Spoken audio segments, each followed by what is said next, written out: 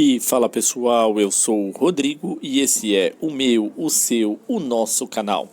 E no Livro Enriquece de hoje vamos falar sobre o livro A Revolução dos Bichos, do autor George Orwell.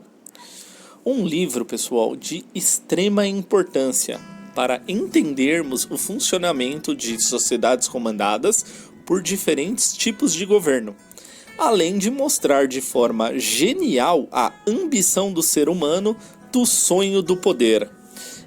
Pessoal, então a gente sabe aqui quantos humanos querem chegar e ter o poder, né? Dominar. E esse livro, pessoal, ele é um livro maravilhoso. Ele conta uma história que se passa numa granja liderada inicialmente pelo Sr. Jones, que é o fazendeiro da história, tá bom? Porém, insatisfeitos com a exploração, os animais são liderados pelo porco chamado Major, que decide fazer uma revolução. Assim, o inimigo seria o que anda sobre as duas pernas, ou seja, o Sr. Jones, pessoal. Os porcos estavam insatisfeitos e começaram uma revolução. Os animais se organizaram e expulsaram o Sr. Jones da granja, pois não queriam mais ser tratados como escravos dos humanos. Os porcos passaram a liderar a granja, considerando os animais mais inteligentes que ficaram. Os ensinamentos do porco major, denominado de animismo, passam a predominar, mesmo após sua morte. Na granja, todos os animais são iguais entre si, porém, uns são mais iguais do que os outros, ou seja, uns têm mais privilégios do que os outros.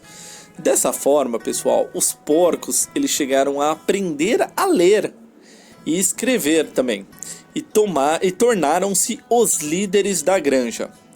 O porco Bola de Neve, ele teve um plano de construir um moinho, só que porém o seu aliado a princípio, Napoleão, ele é contra.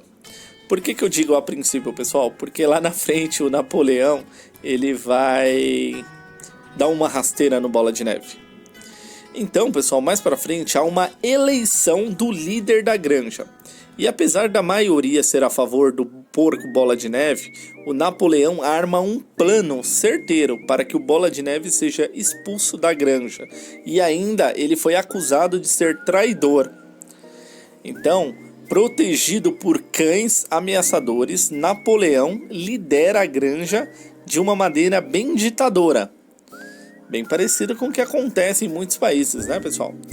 Ele constrói o moinho, a economia de comida, só que os animais trabalham várias horas seguidas e isso começa a ser uma nova escravidão, onde agora os animais são explorados pelos porcos, na verdade, e não mais pelo Sr. Jones. Para a construção do moinho são necessários muitos materiais que não podem ser produzidos lá na granja onde tinham os animais. E com isso, Napoleão começa a ter contato com os humanos, pessoal. Olha que engraçado. Ele aprende a fazer contratos comerciais por intermediação do advogado dele, o Sr. Wimpert. E nesse momento, os porcos se mudam para a Casa Grande, que era a casa lá do fazendeiro, o Sr. Jones, e começam a tomar conta da casa dele. Segundo ele, era necessário, na verdade, segundo Napoleão, ter um lugar onde eles possam descansar, porque eles eram os mais inteligentes e por isso deveriam ter alguns privilégios. Eles faziam muitos esforços, mas eram intelectuais. Os porcos eram extremamente persuasivos.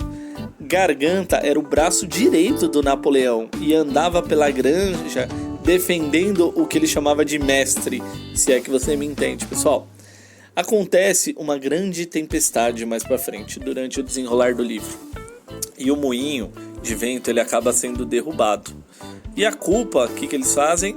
Fazem cair sobre o Bola de Neve. Os animais passam a racionar a comida onde eles guardavam, que era no moinho. Mesmo assim, Napoleão passa a impressão para os humanos que eles têm muita comida. Assim vai se concretizando uma república dos bichos. Muito interessante o livro, né, pessoal? Até o momento. E começa a acontecer o que a gente já previa. Os animais começam a questionar que a vida estava pior do que a época até do Sr. Jones, na qual eles estavam trabalhando mais agora e comendo menos. Além disso, os mandamentos feitos pelos porcos lá no começo da Revolução não estavam mais sendo cumpridos. É como se ele inventasse as leis para os outros animais. Os porcos não seguiam essas leis. E aí, quando os animais reclamavam, eles eram acusados de ser cúmplice do porco Bola de Neve. E sim, quando eles se entregavam, eles eram todos mortos. Só que mais pra frente, pessoal, os humanos, eles invadem a granja e explodem o moinho. Só que os animais ficam cada vez mais revoltados com a destruição do moinho e resolvem enfrentar e expulsar os homens que foram para a fazenda, para a granja. Mais uma vez, os animais eles trabalham muito e sem comida. Sansão, muito trabalhador, adoece e Garganta diz que vai buscá-lo para um tratamento fora da granja. Porém, quando um carro vem buscar o animal, os animais percebem que era um carroção do matador. Então, através do letreiro, eles conseguiram ler que o Garganta estava indo era para o matadouro. E não como Sansão disse que ele ia ser tratado num lugar fora da granja.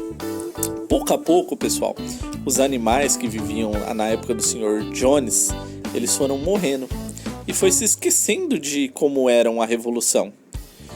É muito irônico esse desfecho, né? Os porcos parecem, no final, andando sobre duas patas, até contrariando um mandamento que tinha lá no início, que falava que 4 patas era bom, 2 patas eram ruins.